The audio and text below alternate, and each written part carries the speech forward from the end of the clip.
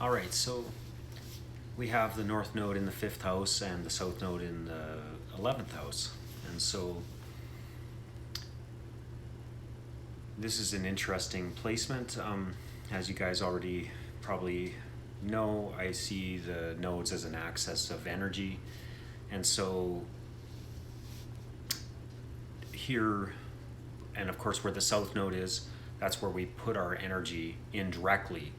And the consequence of putting it indirectly is also the sense that one is good at it, but also that you have a sense of dissatisfaction with it. So it's like kind of a self-fulfilling prophecy of sorts. And so what we're meant to do is put that energy towards the north node placement to feed the south node. So it's like a path of integration, which is kind of the destiny path, which is the destiny which relates to fulfillment.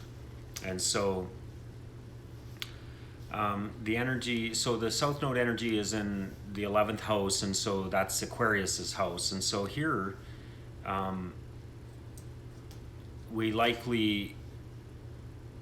here is kind of a dissociated kind of view of life. It's that we're obsessed about kind of manifesting our goals in life, manifesting, finding an identity in the public, maybe serving group interests.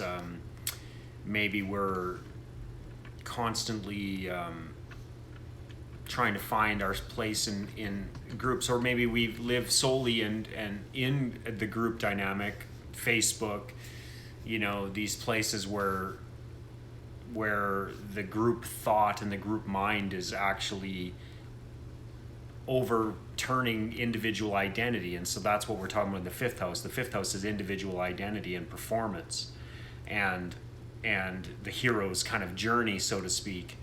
Got a cat here that wants some attention.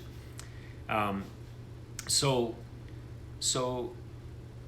really, here we need to stop being concerned about what's happening in the world and kind of this high-mindedness about solving global warming and all this other thing.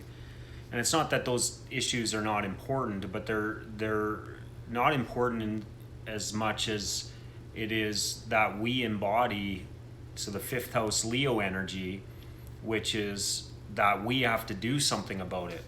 So expecting the world to solve its own issues without actually doing something about it. And so when we decide what we're going to stand for and we have a unique way of expressing ourselves, which is only unique to us. And so finding that uniqueness about our own sense of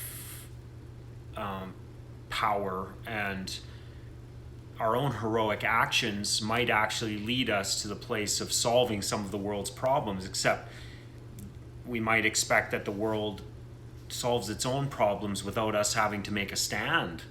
And so we need to integrate the energy of Leo, the sun, the hero's journey.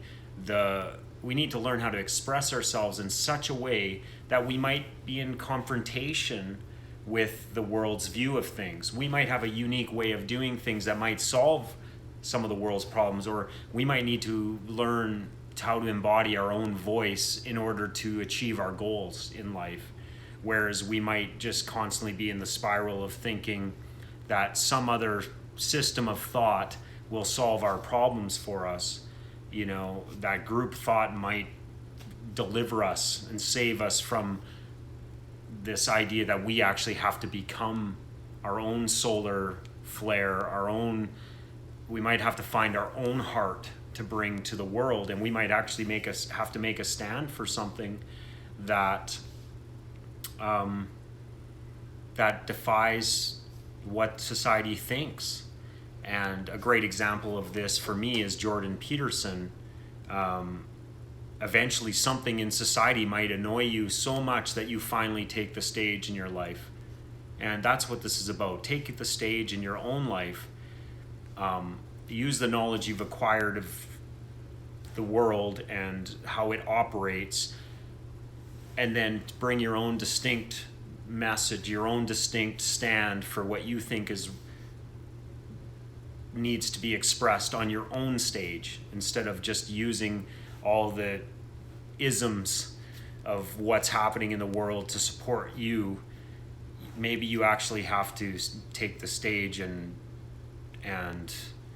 defy some of that and be an individual instead of a group, a group pawn. And so anyways, hopefully this gives you some insight into this placement, and please subscribe, and I look forward to your comments as usual, and I hope that you'll stay tuned for the next stuff. Thank you.